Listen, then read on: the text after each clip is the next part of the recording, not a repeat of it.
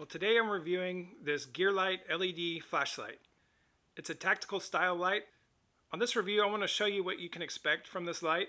I like to focus on three major areas. The first one is how bright the light is.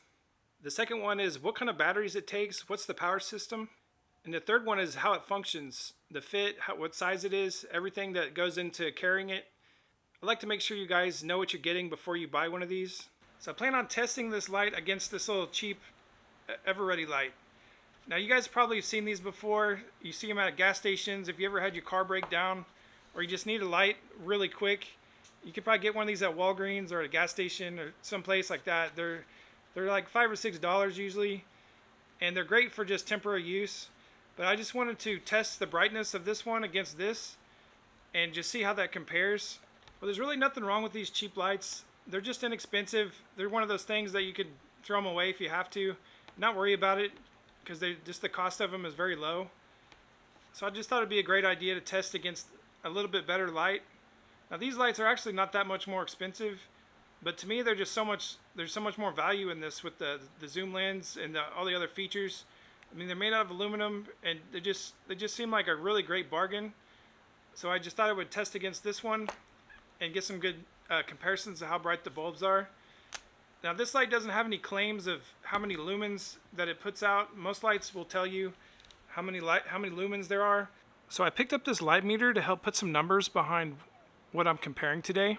I've got this clamp right here just to hold my light meter in place so I can shine the lights on it, and I can just put it at a certain distance and have it standing up in one position.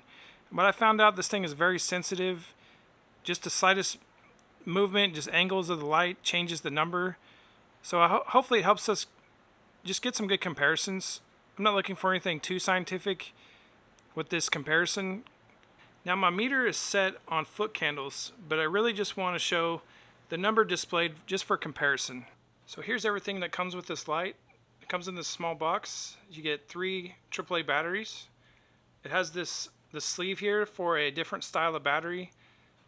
The type of battery that you can use right out of the box are these 3 AAAs. It has a nice battery compartment adapter, and if you choose to use a rechargeable lithium ion, this sleeve helps it fit in this properly. And I'll show you here in a second the instructions, but this is just if you want to go with a rechargeable battery. You also get a warranty card. Once you buy your light, you can go through that process, and you also get the instruction manual, which is pretty nice. It's well put together. It gives you all the information about using the rechargeable battery and just how all the different functions work.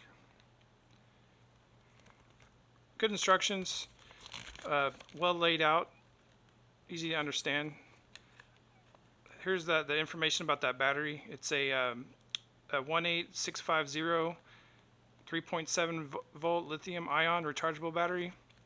And it shows here the sleeve that you use it with the adapter if you choose to use that light. I don't have any of those batteries. I'm just going to use what it came with. These are really easy to come by. So that's what I'm going to use. Okay, so I'm going to go through the different power modes. To go through them, you just press the power button off and on, and it'll just go between the different ones, so you just keep pressing the button. So there's the first one. It's really bright, nice concentrated bright light. This one's slightly dimmer, just that's the next setting. And this one's not even as bright as the last one. It's kind of showing up flickering on the camera, but really you can't really tell that it's flickering. I don't know why it comes up like that. And this one's flashing like a slow flash. It's a even slower flash there. Okay, so that one where it's flashing, I think this is how it's supposed to look, just really fast. And I think a lot of people use these to, if somebody was threatening you, in theory, you could blind them with this light, or signaling somebody. I think there's a lot people use this flashing light for different reasons, but they do call this a tactical light, so I think that's why they include this type of feature for self-defense or something like that. It does work though, so it's a nice little feature to have if that's something that you could use. So lots of different features here. And this light is great. It fits in the palm of your hand. It's going to fit in your pocket or in a cup holder in your car very easily. Like I was comparing it to this Ever-Ready, you just can't really beat this light in this price range. The Ever-Ready's just a few dollars less, and it's twice the size. It takes a D-cell battery, and it's not nearly as bright. So this type of light does have a purpose, but it's not going to win me over, even though it does have an LED. But yeah, it's way bigger for less performance. So okay, so most lights, their zoom function, you like twist something or there's some type of other switch. On this Gearlight, you zoom by just moving the lens forward and aft. I've never seen a light like this. It's pretty interesting how they did it. It's very simple. It doesn't lock in place in any one setting. You just move it as you want. I would probably just hold it in my hand and just move it with my thumb and my index finger to zoom if I needed to. So it would probably move on you if you put it in your pocket and you have a certain setting you like the best. But for practical purpose, it's very simple to zoom it. But it's not going to stay in that one position. But I don't see that as a negative or anything. So that's pretty interesting. I'll just turn it on and just activate the zoom and just move it around a little bit. And that's all the way zoomed in as far as it goes right there. And I'll just move it out, pull it back towards me, and it just makes a large beam. Real easy to use. Pretty interesting. I also like the way they have this power button recessed like this. Keep it from getting damaged. A lot of times you'll have the power button up here. It's nice and easy to get to if it was here, but it will have a tendency to get damaged. But having it right here is nice. If you have your light and you rub it up against something, it's not going to break off this power button. And it feels great. It feels like it's a nice solid button. I don't know, sometimes a button just feels better than others. You just have more confidence that it's going to last a little bit longer. It has a nice feel to it. So that's pretty nice. And it has this nice grooving for grip that's machined in there. I forgot what they call that, but you see a lot of them on firearms and things like that, this machined grip. It's always going to be nice and grippy if it's wet or anything, so that's pretty handy. What also is nice is these grooves here that are machined into the lens area. So they say that these are machined in there so it won't roll if you set it down. So I think if you really tried to roll it, you could roll it, but it will stay in place. As long as it's not probably on an incline or something. It looks like it works pretty well. Instead of making the whole thing square, they just put some grooves there, so that way it'll stop when keep it from rolling, which I think it works pretty good. It also comes with this nice little strap. I'm kind of indifferent about these type of things. A lot of times a manufacturer will include one of these with whatever it is, whether it's a camera or a light or a pocket knife, something like that. I'm indifferent. I'll keep it on there until it gets in my way. Then if it does, I'll just take it off right then and there. It's kind of just looped in there. But it's nice that if you're somebody that will use something like this, that it'll come in handy for you. You'll probably appreciate it. But for me, I can't really think of a time where I was really excited about something like this. Now, if it was a very expensive camera or other type of equipment, I would probably like this to be around my wrist like this so that would be nice. But this is not an expensive light.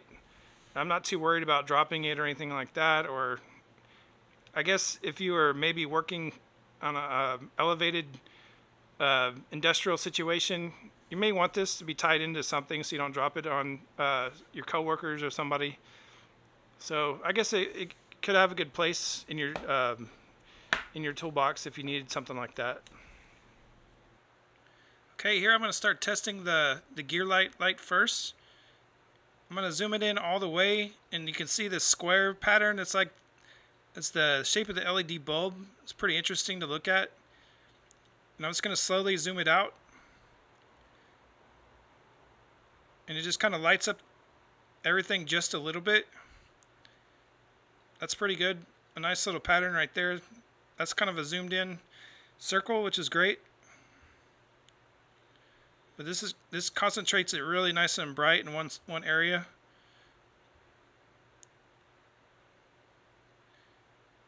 Now I'm going to try this Ever Ready just as a baseline to compare it to. And you can almost barely see this Ever Ready. I'm about 6 feet from this garage door, and you can see that I'll take away the Gearlight, and this Ever Ready almost can barely see anything.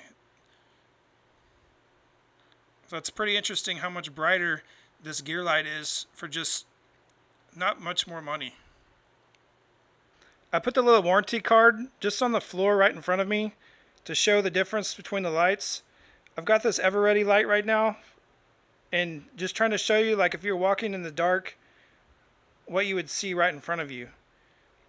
So you can see the warranty card. It's nice and white and red, so it kind of shows up easy. But now I'm going to compare it to the Gearlight. And it's almost so bright, it almost blinds you. It reflects all the light from that white and red. But I can adjust it though. And actually that's great right there. If I was looking for something, this circle pattern would be perfect. It's not too bright. It doesn't blind me, because right like this, it almost reflects too much and it's kind of blinding. But that's perfect right there if I was searching for something on the ground. And I'll turn on the Ever Ready again just to compare it. That's right next to it. It's not even close to the brightness. Okay, I have my light meter set up. The unit of measure is called a foot candle. And we're not going to get a perfect understanding or perfect measurement of our flashlights. This is just something for us to measure by. Personally, I just like to put a light side by side with another one and compare it like we did earlier. But this will give us a little bit of data on how bright this light is. The measurement is foot candles, so that'll be our baseline. Now right now it's at 7.8. I have some background lights on. It's kind of hard to tell, but there are some other lights in my garage. So I can just move my flashlight a little closer, and we'll see a change in the. We'll see what kind of changes we get. So it jumps up there over 300, 200, 300 pretty fast. What I want to do is put this light on the widest setting, which it is right now. It's not zoomed in, it's on the widest setting, and just kind of back it up and measure it. Like we were shining our light at a large area. Now this thing is very sensitive depending on what angle I hold this flashlight.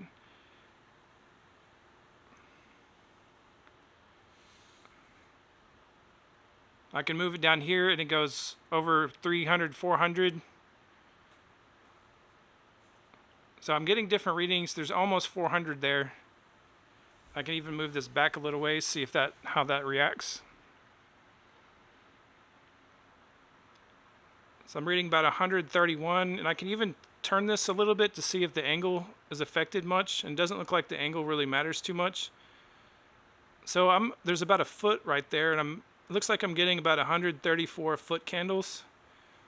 And I'm just going to take this into consideration when I'm going to try the Ever Ready light and see how it compares at about a foot.